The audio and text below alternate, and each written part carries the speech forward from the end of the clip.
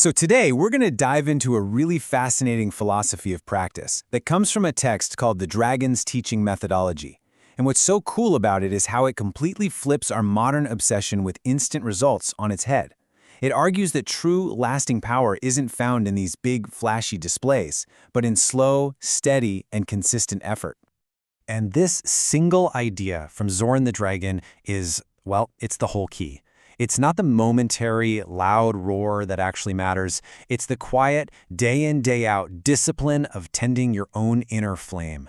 That unseen work, that's where real strength is forged. Okay, so right off the bat, the source draws this really sharp contrast. On one side, you have these grand, spectacular feats, the kind of thing we all tend to chase. But on the other side, Zoran is all about this idea of relentless, day-by-day turning. It's the slow, consistent turning of the wheel, not one single heroic push, that actually builds something incredible. Zoran points to what he calls our most common affliction, impatience. And we all feel it, right? That urge to breathe fire on the first day, to just skip all the hard work and get straight to the amazing results.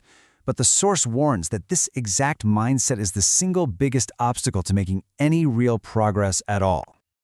Okay, so where do you even begin with all this? Well, the dragon's path doesn't start with anything mystical or, esoteric. Nope, it starts with the purely physical. It's all about building a solid foundation for everything that's going to come next. There's this metaphor in the text that I just love. It frames the body as a channel for our energy.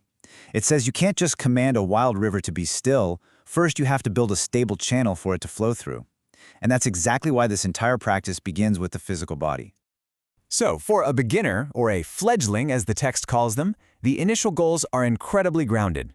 It's not about becoming a contortionist or anything like that. The whole focus is just on achieving steadiness, good health, and a feeling of lightness in the body, all through some simple postures and mindful breathing.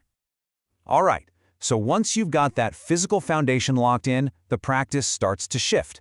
It moves from what it calls the gross, the physical body that you can see and touch, to the subtle world of your internal energy. And the path from there is laid out super clearly. First, you master the asanas, which are the physical postures. Only after that do you move on to pranayama, the work of breath control. And then finally, you can approach the mudras, which are described as these powerful sacred seals. It's a sequence that's literally designed to take you from a fledgling to a soaring raptor. Now get this, the way the source talks about pranayama is really interesting. It insists it's not just a breathing exercise. Instead, it's called a profound science, the art of consciously expanding and directing your vital life force. This is the stage where you really learn to fan your inner fire. But, with great power comes a pretty serious warning. The source is crystal clear that this advanced stage is potent and it can even be dangerous.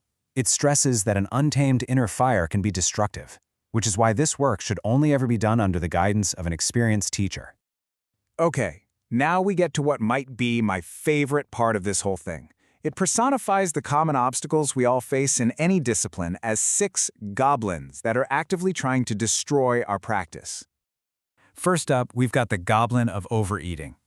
The source frames it so simply: digestion takes a massive amount of energy. So if your internal furnace is always burning fuel just to process food, there's just nothing left for the deeper, more subtle work of your practice. Then you've got goblin number 2, overexertion. This is that tendency to push way, way too hard, to mistake frantic, exhausting action for actual progress. It's basically the ancient version of hustle culture, right? And it just leads to burnout, not a breakthrough. Next up is talkativeness. The source argues that constant needless chatter, you can think of it as the original doom scrolling, it just steers the mind away from the inner journey. The idea is that a quiet mouth is the very first step toward having a quiet mind. Okay, goblin number 4 is a really subtle one. It's becoming a slave to the rules. This happens when you get so obsessed with the rituals and the regulations that you completely forget the spirit and the purpose behind them. Your practice becomes a cage, not a key. And then there's the 5th goblin, socializing, but with a catch. The text warns specifically against surrounding yourself with restless, distracted people. It argues that their energy is contagious and that their chaos will inevitably become your own chaos. And that brings us to the final goblin, which Zoran calls the greatest enemy of all, restlessness, a fidgeting body and a wandering mind. According to the text, the entire practice is basically a deliberate war against this one final goblin. So what's the big takeaway here? How do you conquer these goblins? Well, it's not about some big heroic battle. It's all about returning to that core theme, just tending that small flame of practice with stubborn devotion every single day. So that's the real question, right? How do you actually fight these goblins, especially that final, massive one, restlessness? Well, the source offers an ultimate practice. It's called the Dragon Trial, a simple technique that's designed to forge an unwavering focus. And the practice itself, it's just beautifully simple. You sit, you watch a candle's flame, and then you close your eyes and hold that image in your mind. With each breath, you visualize that flame growing brighter. But the real practice isn't just seeing the flame. It's what you do when your mind wanders. And listen, your mind is going to wander. That's a guarantee. The work is just to gently, without judgment, guide your focus back over and over and over again. It's amazing. The source describes this super simple act as the practice of 1,000 lifetimes. It's not complex at all, but its power lies entirely in its consistency. This unwavering act of returning your attention, again and again, is presented as the key to completely transforming yourself. Which, of course, leaves us with this final, powerful question.